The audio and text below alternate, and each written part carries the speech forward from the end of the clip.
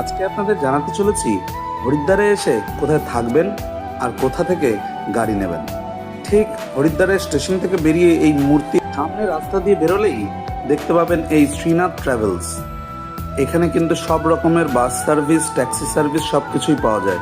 আমরাও নিয়ে নিয়েছিলাম এখান থেকেই। এরপর আমরা এর পাশেই রয়েছে হোটেল দোয়া গ্র্যান্ড। এখানে আমরা কিন্তু 3 রাত্রি থেকেছিলাম। অসম্ভব ভালো একটা হোটেল ছিল এই হোটেল দোয়া গ্র্যান্ড। দেখতেও যেরকম সুন্দর ছিল, প্রত্যেকটা রুম একদম ঝা চকচকা, নতুন বিল্ডিং তৈরি হয়েছে। যিনি মালিক ছিলেন বেশ ভালো ব্যবহার। রুমগুলোর অ্যাম্বিয়েন্স দেখুন আর বাথরুমগুলো দেখুন, সত্যি খুবই পরিষ্কার পরিচ্ছন্ন। আপনারাও এখানে আসলে এখানে থাকতে পারেন। রুমগুলোর ভাড়া শুনলে অবাক হয়ে যাবেন। 1 রাত থাকতে হলে আপনাকে 1000 টাকা দিয়ে থাকতে হবে। আশা করি আপনারা ভালো আছেন এবং ভালো থাকবেন। আজকে আপনাদের জানাতে চলেছি হরিদ্বারে এসে কোথায় থাকবেন আর কোথা থেকে গাড়ি নেবেন। ঠিক হরিদ্বারের স্টেশন থেকে বেরিয়ে এই মূর্তি সামনে রাস্তা দিয়ে বেরোলেই দেখতে পাবেন এই শ্রীনাথ ট্রাভেলস।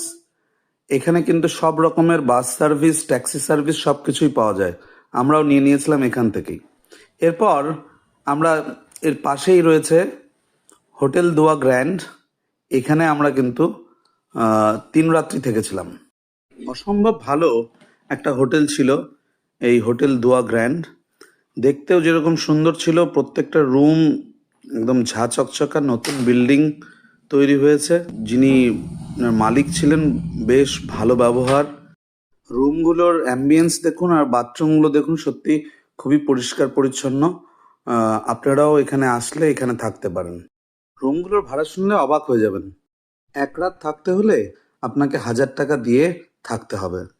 আশা করি আপনারা ভালো আছেন এবং ভালো থাকবেন।